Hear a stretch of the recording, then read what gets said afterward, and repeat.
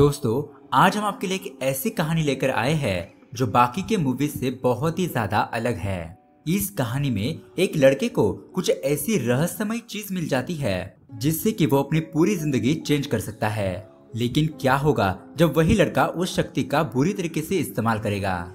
यही देखेंगे हम आज की कहानी में। दोस्तों, मेरा नाम है किरण और आप देख रहे हैं हॉरर बॉक्स हिंदी। तो दोस्तों, अगर आपको भी ऐसे ही मिस्टीरियस मूवी देखना पसंद है तो हमारे चैनल को सब्सक्राइब जरूर कीजिए। तो चलिए बिना किसी देरी के शुरू करते हैं आज की कहानी। कहानी की शुरुआत होती है सूर्या नाम के लड़के से। हम देखते हैं सूर्या पुलिस स्टेशन में होता है और पुलिस उससे बार बार यही पूछ रही थी कि बताओ उन लोगों का कत्ल किसने किया। लेकिन यहाँ पर सूर्या एक ही बात कह रहा होता है कि मुझे उनके बारे में कुछ भी नहीं पता, मेरा उनके साथ कोई भी ताल्लुक नहीं है। तभी हम देखते हैं कि पुलिस स्टेशन में पल्लवी नाम की एक लड़की आती है और वो सूर्या को रिहा करके वहां से ले जाती है। अब दोस्तों, यहाँ से कहानी जाती है कुछ महीने पहले फ्लैशबैक में, जहाँ पर हम सूर्या को देखते हैं। सूर्या अपने गांव से हैदराबाद शहर आता है यहाँ पर काम करने के लिए। उसके बाद वो अपनी माँ को कॉल करता है और बताता है कि मैं यहाँ पर पहुँच गया। उसकी माँ उसे कहती है ठीक है, लेकिन तुम एक बार पल्लवी को कॉल करके ये बात बता दो। खैर, अब उसके अगले दिन हम देखते हैं पल्लवी सीधा सूर्या के पास आकर उसके मुंह पर पानी डालकर उसे जगा देती है और उस पर चीखने चिल्लाने लगती है और कहती है कि तुमने अपना फोन साइलेंट पर क्यों रखा है? तुम्हें पता भी है मैं तुम्हें कितनी बार कॉल कर रही हूँ, तुम्हारी वजह से मैं परेशान हो गई और तुम यहाँ पर मजे से सो रहे हो। अब दोस्तों, बेचारा सूर्या यहाँ पर माफी मांगने लगता है और सॉरी कहते हुए कहता है कि पल्लवी, मुझे पता नहीं फोन कैसे साइलेंट पर चला गया और मैं गांव से इतना लंबा सफर तय करके आया था, इसलिए मुझे थकान की वजह से नींद आ गई। उसके बाद सूर्या कहता है कि मुझे चिंटू भैया ने किसी वीरैया के पास काम भी दिलवा दिया है। अब ये बात सुन के पल्लवी खुश हो जाती है और उसे जल्दी से तैयार होकर काम पर जाने के लिए कहती है। तभी हम देखते हैं सूर्या का रूममेट मनोज वहाँ पर आता है। दरअसल दोस्तों, यहाँ पर सूर्या के साथ और 3 लोग रहते हैं, मनोज, चिंटू और चिरू। और चिंटू ने ही वीरैया के साथ सूर्या के लिए सिफारिश की थी और मनोज भी वही वीरैया के पास राइस मिल में काम करता है जहाँ पर अभी सूर्या जा रहा है। जब सूर्या अपने काम पर पहुँचता है तब उसे वहाँ पर वीरैया का साला मिलता है जो कि बहुत ही ज्यादा गुस्सैल और बुरा आदमी है। वो सूर्या से कहता है कि दिन में तुम्हें 200 से ज्यादा बोरियां उठानी होगी, तब जाकर पैसे मिलेंगे। ठीक से काम करोगे तो ही यहाँ पर टिक पाओगे। अब दोस्तों, इसी बातचीत के दौरान एक मजदूर वीरैया के साले के लिए चाय लेकर आता है, लेकिन गलती से वो चाय उसके ऊपर गिर जाती है। अब वो मजदूर बहुत ज्यादा घबरा जाता है, लेकिन वीरैया का साला उसे बहुत ही बुरी तरीके से डांटने लगता है और कहता है कि जिस पेन पर तुमने चाय गिराई है ना, वो 50,000 रुपए का है, जिसे छूने की तुम्हारी औकात भी नहीं है। ठीक से काम भी नहीं करना आता, न जाने कहां कहां से आते हैं। अब वो बेचारा मजदूर माफी मांगकर चुपचाप वहां से चला जाता है। अब दोस्तों, यहाँ हम दूसरी तरफ वीरैया को देखते हैं। वो एक एमएलए से मिलने के लिए आता है और उससे किसी जमीन के बारे में बातचीत करता है। वो एमएलए वीरैया से कहता है कि अगर तुमने वो जमीन मुझे लाकर दे दी तो अगले इलेक्शन में टिकट दिलवाने की जिम्मेदारी मेरी। खैर, अब दोस्तों, उसके बाद हम पल्लवी को देखते हैं। पल्लवी भी उसी शहर में काम करती है। वो यहाँ अपने ऑफिस में अपने दोस्तों को सूर्या के बारे में बताती है कि वो दोनों कैसे बचपन से एक दूसरे के दोस्त है और वो सूर्या से बहुत ज्यादा प्यार करती है। अब दोस्तों, उसके थोड़ी देर बाद हम देखते हैं सूर्या रोते हुए पल्लवी के पास आता है तो पल्लवी उसे रोने की वजह पूछती है। सूर्या यहाँ पर बताता है कि जब वो बोरियां उठा रहा था तब गलती से एक बोरी वीरैया की बहन पर गिर गई, जिसे देखकर वीरैया के साले ने उसे बहुत ही बुरी तरीके से मारा पीटा। सूर्या वहाँ पर बार बार माफी मांग रहा था कि उसने ये काम जानबूझकर नहीं किया, लेकिन वीरैया का साला उसकी एक भी बात नहीं सुनता और सूर्या को मारकर वहाँ से भगा देता है। अब दोस्तों, वैलेंटाइन आ रहा है तो जरा पल्लवी को ऑब्जर्व करो कि गर्लफ्रेंड कैसे होनी चाहिए।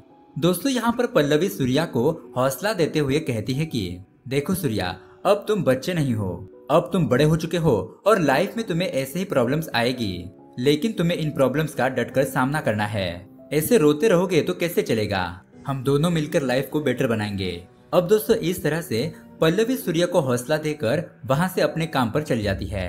तो दोस्तों, वही यहाँ पर वीरैया को जब सूर्या के बारे में पता चलता है तो वो कहता है कि उसे काम से निकाल दो, लेकिन चिंटू ये बात सुन लेता है और वो वीरैया के पास जाकर रिक्वेस्ट करने लगता है कि साहब उसे प्लीज काम से मत निकालो, उस पर बहुत ज्यादा कर्जा है, उसे काम पर रख लो।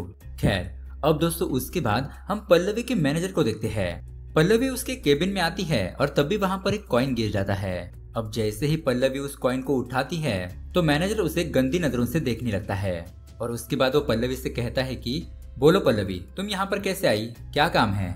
पल्लवी कहती है सर मुझे हाफ डे का लीव चाहिए क्योंकि मेरी तबीयत कुछ ठीक नहीं है। अब ये बात सुनकर मैनेजर उसे जाने के लिए कहता है और जाते वक्त कहता है कि कुछ काम हो तो मुझे बताना। इसके बाद पल्लवी वहाँ से चली जाती है और वो मैनेजर फिर से उस कॉइन को गेट के ऊपर रख देता है, जिससे कि अगर कोई दूसरी लड़की अंदर आए तो वो उसे अपनी गंदी नजरों से देख पाए। मतलब कितना घटिया आदमी है यार। अब दोस्तों यहाँ छुट्टी लेकर पल्लवी सूर्या का मन हल्का करने के लिए उसे बाहर शहर घुमाने के लिए ले जाती है और जब वो दोनों शाम को वापस आ रहे होते हैं तभी सूर्या के ऊपर एक पेन आकर गिरता है। अब ये पेन कहाँ से आया ये कुछ पता नहीं, लेकिन सूर्या उस पेन को उठाकर अपनी जेब में रख लेता है। पल्लवी उसे कहती है तुम इतने शानदार पेन का क्या करोगे। सूर्या कहता है पता नहीं, लेकिन ये बहुत महंगा पेन लग रहा है, इसे बेचकर थोड़े बहुत पैसे तो जरूर आ जाएंगे। अब ये दोनों बातें कर ही रहे होते हैं कि तभी अचानक पल्लवी के पेट में तेज दर्द होने लगता है। सूर्या उसे तुरंत ही हॉस्पिटल लेकर जाता है और वहाँ की डॉक्टर उसे कहती है कि पल्लवी को बचपन से ही ये दिक्कत है और अब ये बीमारी बहुत ज्यादा बड़ी होती जा रही है क्योंकि पल्लवी की दोनों किडनियां खराब हो चुकी है, हमें उसकी किडनी ट्रांसप्लांट करवानी होगी। फिलहाल मैं यहाँ पर पल्लवी का नाम ऐड कर लेती हूँ, लेकिन हर महीने 5,000 रुपए का खर्चा आएगा दवाई वगैरह के लिए और ऑपरेशन के लिए तकरीबन 5 से 6 लाख रुपए लगेंगे। अब दोस्तों उसके बाद सूर्या ये सारी बातें पल्लवी को बताता है तो पल्लवी उसे कहती है कि हर महीने के 5,000 रुपए तो मैं अपने सैलरी से दे दूंगी और रही बात ऑपरेशन की तो मेरा नंबर तीसरा है, पहले बाकी 2 लोगों के तो हो जाने दो, फिर बात का बाद में देखेंगे। उसके बाद सूर्या अपने घर पर आता है और वो अपने पिताजी की आवाज में रिकॉर्ड की हुई कैसेट सुनने लगता है। उसके अंदर सूर्या के पिताजी ने उसे ईमानदारी के रास्ते पर चलने के लिए कहा था। सूर्या जब भी लो फील करता था तब ये कैसेट सुनता था ताकि उसे कुछ मोटिवेशन मिल सके। अब दोस्तों तभी वहाँ पर चिंटू सूर्या के पास आता है और वो उसे कहता है कि तुम फिक्र मत करो, मैंने बड़े साहब से बात कर ली है, तुम कल से वापस से काम पर आ सकते हो। अब ये खबर सुनकर सूर्या बहुत ज्यादा खुश हो जाता है। तभी वहाँ पर उनका एक और रूममेट चिरू आता है और वो सूर्या की जेब से वो पेन देखकर कहता है कि तुम जैसे अनपढ़ आदमी के पास ये पेन क्या कर रहा है, क्या ये पेन चलता भी है। ऐसा कहते हुए वो उस पेन से कुछ लिखने लगता है। सूर्या उसे कहता है कि मैं इस पेन को 10-20 हजार रुपए में बेच दूंगा, तुम्हारे जानकारी में कोई लेने वाला हो तो मुझे बता देना। लेकिन चिरू उसकी बातें सुनकर जोर जोर से हंसने लगता है और उसे कहता है कि अगर ये पेन इतना महंगा बिक गया तो मुझे भी बता देना। अब दोस्तों उसके अगले दिन जब सूर्या अपने काम पर जाता है तो वीरैया का साला उसे अपने केबिन में बुलाता है और उसे कुछ पैसे देने लगता है। इसी के साथ वो उसकी जमीन के बारे में पूछने लगता है और कहता है कि अगर तुम उस जमीन को हमें बेच दो तो तुम पूरी तरीके से कर्जे से मुक्त हो जाओगे। लेकिन यहाँ पर सूर्या मना कर देता है और वो कहता है कि लेकिन फिर भी मैं अपने माँ के साथ बात करके आपको बता दूंगा। अब दोस्तों उसके अगले दिन चिंटू सूर्या के पास रोते हुए आता है और कहता है भाई अनर्थ हो गया, हमारा दोस्त चिरू इस दुनिया में नहीं रहा। अब ये बात सुनते ही सूर्या के एकदम से होश उड़ जाते हैं और वो दोनों भागते हुए उस जगह पर जाते हैं जहाँ पर पुलिस उन्हें बताती है कि उनके दोस्त की मौत करंट लगने से हुई। अब ये बात सुनकर वो दोनों बहुत ज्यादा दुखी हो जाते हैं। अब उस रात सूर्या अपनी माँ को कॉल करता है और यहाँ पर जो घटना हुई उसके बारे में बताता है। अब दोस्तों रात को सूर्या की माँ उसे कॉल करती है और उसके साथ जो कुछ भी हुआ वो बताने लगती है। दरअसल दोस्तों यहाँ पर सूर्या की माँ ने कुछ टाइम पहले एक आदमी से कुछ कर्जा लिया था, लेकिन वो टाइम पर पैसे वापस नहीं कर पाई, जिसकी वजह से उस आदमी ने उनके घर पर ताला लगा दिया। और जब सूर्या की माँ उसके पास चाबी मांगने के लिए गई तो वो आदमी सूर्या की माँ को गंदी नजरों से देखने लगा और उस आदमी ने बहुत ही भला बुरा कहने के बाद उसे चाबी दे दी और बोला कि अगर अगले 2 हफ्ते में मेरे पैसे वापस नहीं किए तो मैं हर रोज तुम्हारे घर पर आऊंगा। अब ये बात सुनने के बाद सूर्या काफी ज्यादा परेशान हो जाता है। वो सोचने लगता है कि आखिरकार वो इस कर्जे से कैसे बाहर निकलेगा। वो उस पेन को जगह जगह जाकर बेचने की कोशिश करने लगता है, लेकिन उस पेन को खरीदने के लिए कोई भी तैयार नहीं था। सूर्या अब निराश होकर वापस से अपने काम पर ध्यान देता है और खाली समय मिलने पर अलग अलग काम भी करता है जिससे कि उसे ज्यादा पैसे मिल पाए और वो जल्दी से जल्दी उस कर्जे से मुक्त हो सके। अब दोस्तों इसी दरमियान उसका रूममेट मनोज सूर्या को अपने साथ लेकर जाता है और उसे कहता है कि चलो आज मैं ही तुम्हारा पेन बिकवा देता हूँ। तभी हम देखते हैं मनोज को उसके पिता का कॉल आता है और वो उसे एक नंबर लिखने के लिए कहते हैं और मनोज सूर्या के ही पेन से अपने हाथ पर नंबर लिख लेता है।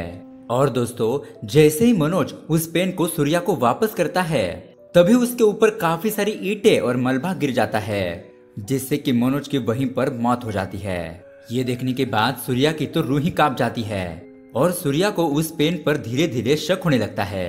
उसके बाद वो ये बात अपने दोस्त चिंटू को बताता है कि पहले इस पेन को चिरू ने लिखा और उसकी मौत हो गई, फिर इस पेन का इस्तेमाल मनोज ने किया और वो भी मारा गया। इस पेन के साथ कुछ न कुछ गड़बड़ जरूर है। लेकिन चिंटू सूर्या की बातों पर ध्यान नहीं देता क्योंकि वो तो अपने दोस्तों की अचानक मृत्यु के गम में काफी दुखी था, इसलिए वो उस पेन को वहीं पर फेंक कर वहां से चला जाता है। तभी दोस्तों पल्लवी सूर्या को कॉल करके उसके मैनेजर के बारे में बताती है कि उसके मैनेजर ने उसके साथ बदतमीजी करने की कोशिश की। अब ये बात सुनकर सूर्या को बहुत ज्यादा गुस्सा आ जाता है और वो गुस्से में पल्लवी के मैनेजर के पास जाता है और उसके सामने नाटक करने लगता है कि सर मैं आपका बहुत बड़ा फैन हूँ, प्लीज मुझे एक ऑटोग्राफ दे दीजिए। और वो मैनेजर सूर्या से पीछा छुड़ाने के लिए सूर्या के दिए हुए पेन से ही ऑटोग्राफ कर देता है। अब ये देखकर पल्लवी को कुछ समझ नहीं आ रहा था कि सूर्या ऐसा क्यों कर रहा है। बाहर आने के बाद पल्लवी उसे पूछती है तो सूर्या उसे बताता है कि देखो पल्लवी, मैं कोई हीरो नहीं हूँ जो कि उसे मार पीट कर सबक सिखा देता, मैंने वही किया जो मैं कर सकता हूँ। अब उसके बाद हम देखते हैं पल्लवी का मैनेजर कहीं पर जा रहा होता है और सूर्या उसका पीछा कर रहा था। वो देखना चाहता था कि उस पेन में कोई शक्ति है या नहीं, लेकिन यहाँ पर पल्लवी के मैनेजर को कुछ नहीं होता, इसलिए सूर्या को ऐसा लगता है कि ये पेन एक साधारण पेन है। लेकिन दोस्तों तभी अचानक उस मैनेजर का बहुत ही जबरदस्त एक्सीडेंट हो जाता है और उसकी वहीं पर ऑन द स्पॉट डेथ हो जाती है। ये देखकर सूर्या मन ही मन खुश हो जाता है और उसे पक्का यकीन हो जाता है कि जो कोई भी इस पेन से लिखेगा उसकी मृत्यु निश्चित है। अब उसके बाद सूर्या सीधा अपने गांव चला जाता है। वहां पर जाकर वो जमींदार से मिलता है जिसने उसकी माँ के साथ गलत व्यवहार किया था। सूर्या उस जमींदार से एक पेपर पर साइन करा लेता है और उसके बाद उस जमींदार की मृत्यु हो जाती है। अब उसके कुछ टाइम बाद दिवाली के मौके पर सूर्या की माँ पल्लवी के घर पर उसे मिलने के लिए आती है। वहां पर वो उन दोनों से मिलती है, लेकिन उसके बाद सूर्या वहां से अपने रूम पर चला जाता है। यहाँ पर सूर्या की माँ कहने लगती है तुम दोनों शादी कब करने वाले हो। पल्लवी कहती है कि माँ जी मैं तो कब की तैयार हूँ, लेकिन पहले सूर्या तो मुझे प्रपोज करे। खैर अब यहाँ पर सूर्या अपने रूम पर वापस आता है जहाँ पर चिंटू उसे कहता है आजकल कहीं गायब रहते हो, ज्यादा दिखाई नहीं देते और काफी खुश भी रहने लगे हो, क्या बात है। सूर्या कहता है ऐसी कोई बात नहीं है, बस थोड़े काम में बिजी हूँ। और वो चिंटू से कहता है कि मेरा सारा कर्जा उतर गया क्योंकि उस जमींदार की ही मृत्यु हो गई। अब ये बात सुनकर चिंटू को सूर्या पर शक होने लगता है और वो सूर्या से कहता है कि मेरे पास एक कस्टमर है, लाओ तुम्हारा पेन मुझे दिखाओ। लेकिन यहाँ पर सूर्या चिंटू का हाथ पकड़ लेता है और इसी बीच उन दोनों में छोटा सा झगड़ा हो जाता है, लेकिन ये मामला वहीं पर शांत हो जाता है। दोस्तों उसके बाद सूर्या को हम वीरैया के राइस मिल के बाहर जख्मी हालत में देखते हैं। जैसे ही सूर्या को होश आता है उसे हॉस्पिटल से कॉल आता है, इसीलिए वो तुरंत ही हॉस्पिटल पहुंच जाता है। वहां पर पहुंचने के बाद डॉक्टर सूर्या से कहती है कि पल्लवी के पेट में बहुत ज्यादा दर्द हो रहा है, हमें जल्द से जल्द ऑपरेशन करना होगा, क्या आप लोगों ने पैसों का इंतजाम किया। सूर्या कहता है कि नहीं मैडम, हमें कहीं से भी इतने सारे पैसे नहीं मिल रहे हैं। अब वो डॉक्टर सूर्या को एक ट्रस्ट के बारे में बताती है और वो कहती है कि आप यहाँ पर जाकर मिलो, ये लोग आपकी मदद जरूर करेंगे। यहाँ इस तरफ वो एमएलए विरय के साले को फोन करके उस जमीन के बारे में पूछता है कि आपने तो वो जमीन देने का वादा किया था लेकिन अभी तक कुछ भी नहीं हुआ। विरय का साला कहता है कि सर कुछ ही दिनों में आपका काम हो जाएगा। खैर अब इधर हॉस्पिटल के बाहर आकर सूर्या पल्लवी को प्रपोज करने ही वाला होता है कि तभी पल्लवी को एक कॉल आता है कि विरैया और उसके आदमी सूर्या की माँ के यहाँ पर पहुँच गए हैं। अब ये बात सुनने के बाद सूर्या तुरंत ही अपने माँ के पास जाने लगता है और यहाँ पर दोस्तों हमें एक दिन पहले का सीन दिखाया जाता है जहाँ पर विरैया ने सूर्या को अपने पास बुलाया था और उसके जमीन के बारे में बात की थी। विरैया ने उसे कहा था कि वो जमीन हमें दे दो, इसके बदले में हम तुम्हारा सारा कर्जा खत्म कर देंगे। लेकिन यहाँ पर सूर्या अपनी जमीन बेचने से साफ साफ मना कर देता है और इसी वजह से विरैया के सारे आदमी सूर्या को बहुत ही बुरी तरीके से मारने पीटने लगते हैं। अब दोस्तों यहाँ पर हम प्रेजेंट में आते हैं और सूर्या अपने घर पर पहुंच जाता है। उसके बाद वो कुछ काम से अपने घर से बाहर जाता है लेकिन जब वो फिर से अपने घर पर पहुंचता है तब तक उसकी माँ ने उन पेपर्स पर साइन कर दिया था, और वो भी उसी पेन से जो पेन सूर्या के पास था। अब ये देखकर सूर्या के तो पैरों तले जमीन ही खिसक जाती है। उसे अपनी जमीन चले जाने का दुख नहीं था, बल्कि उसे इस बात का दुख था कि अब उसकी माँ मरने वाली है। और दोस्तों, सूर्या की माँ ने वो जमीन वीरैया को इसलिए बेची थी ताकि पल्लवी का इलाज हो सके। अब वीरैया के जाने के बाद सूर्या हर पल अपनी माँ के साथ ही रहता, उनका बहुत ज्यादा ख्याल रखता, उनसे काफी देर तक बातें करते रहता। लेकिन इतना ज्यादा ख्याल रखने के बाद भी एक दिन सूर्या की माँ बाथरूम में होती है और वहां पर करंट लगने की वजह से उनकी वहीं पर मौत हो जाती है। ये देखने के बाद सूर्या तड़प तड़प कर रोने लगता है और उसी रात गुस्से में वो हैदराबाद वापस आ जाता है और वो गुस्से में आकर वीरैया और उसके साले को मार डालता है। उसके बाद सूर्या अपने रूम पर चला जाता है, जहाँ पर चिंटू सूर्या के कपड़ों पर लगा हुआ खून देखकर उसे माफी मांगने लगता है और कहता है कि मैंने कुछ नहीं किया, मुझे मत मारो। लेकिन सूर्या वहां से सीधा पल्लवी के घर पर पहुंच जाता है और सारे सबूत वहीं पर छुपा देता है, जैसे कि वीरैया के पास जो जमीन के कागजात थे वो और खून से सने हुए सारे कपड़े। उसके बाद जब पुलिस को वीरैया और उसके साले की मौत की खबर मिलती है तो उनका पूरा शक सूर्या पर ही जाता है, क्योंकि वही उन सभी लोगों को जानता था। अब दोस्तों, यहाँ पर सूर्या और पल्लवी डॉक्टर के पास जाते हैं, जहाँ पर डॉक्टर उन्हें कहती है, पल्लवी अब दूसरा नंबर तुम्हारा है, जल्दी ही तुम्हारा ट्रांसप्लांट हो जाएगा। अब ये बात सुनने के बाद सूर्या गुस्सा करने लगता है और कहता है कि आपने तो कुछ दिन पहले कहा था कि पल्लवी का पहला नंबर है, लेकिन अब वो दूसरे नंबर पर कैसे आ गई। यहाँ पर सूर्या को पता चलता है कि परी नाम की एक छोटी सी बच्ची है, उसके पेरेंट्स ने ज्यादा पैसे देकर उसका नाम पहले नंबर पर करा दिया था और ये सब हॉस्पिटल के मैनेजमेंट का किया धरा था। इसी बीच पुलिस सूर्या को उठाकर अपने साथ ले जाती है और उसे मारने पीटने लगती है और सख्ती से पूछताछ करती है। लेकिन यहाँ पर सूर्या बार बार यही कह रहा था कि मेरा उन सारे कत्ल के साथ कोई भी कनेक्शन नहीं है। उसके बाद वहाँ पर पल्लवी आती है और सूर्या की जमानत करके उसे वहाँ से ले जाती है। पुलिस को भी सूर्या को छोड़ना ही पड़ता है, क्योंकि उनके पास सूर्या के खिलाफ कोई भी ठोस सबूत नहीं था। खैर, अब दोस्तों कुछ दिन बीत जाते हैं और यहाँ पर सूर्या और पल्लवी एक अलग घर लेकर उसी में रह रहे थे। वो दोनों ही बहुत ज्यादा खुश थे। एक दिन सूर्या के गांव वाला कांस्टेबल सूर्या के घर पर आता है। वो उसका भला ही चाहता था, इसीलिए वो सूर्या से पूछता है कि वीरैया की हत्या वाले दिन तुम कहाँ पर थे।